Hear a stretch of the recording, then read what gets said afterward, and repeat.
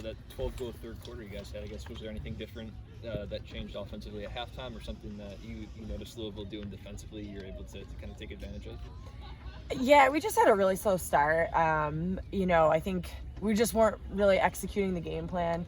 So we just made a bunch of adjustments at halftime, sort of changed what we were doing on offense, and that allowed us to get into a flow. And some players stepped up. We were able to push out the draw. So we were able to do some of the things we talked about at halftime, which was awesome that we responded, but a little unfortunate of a start for us. Was there anything specific for Emily that you saw to kind of get her going? Because I think she had 2 of the first 3 or 3 of the first 4 you guys scored in that third quarter. Well, we were just pushing it off of our draw when we won a lot of draws. So we pushed them back, and she was able to get the ball, go right away in that transition look. We had a lot of space to goal. So it was good. They just executed what we tried to do out of halftime. Speaking of draws, Kate Mashesky, 18 draw wins. That 19. Was that the record? Yeah, ties your record. We talk a lot about records recently. So, unbelievable performance from her today. And she's had a great season so far, but what do you think contributed to her, obviously, from start to finish, really dominating? Although Louisville was playing well offensively to start, they weren't winning draws. She was still winning those draws. Yeah, I mean, I just talked to the team. I said, I think that, elite players play well all the time.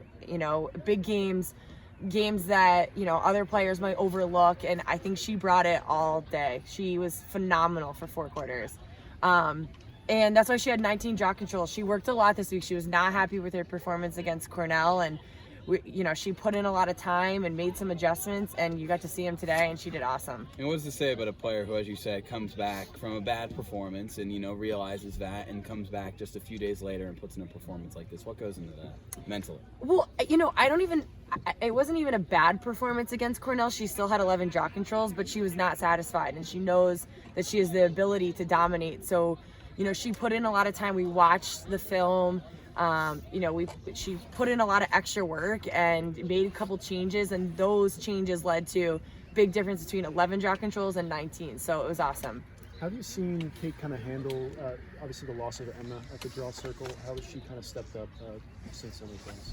Well, we really try to focus on the draw unit as opposed to just one player, and the unit has really, just like the rest of the team, everyone sort of stepped up in the absence of Emma, and just embrace the new role. They're really bought in and to the team strategy, and they've done a great job. When you guys were closer, you mentioned the slow start in the beginning. It seemed like Megan Tyrell was really scoring for you guys, and it was almost like what Emily had done against Cornell. How big was her play today, especially early in the game? Yeah, we were down, and we went to Meg, and she was able to finish those opportunities, and I think she played pretty well today.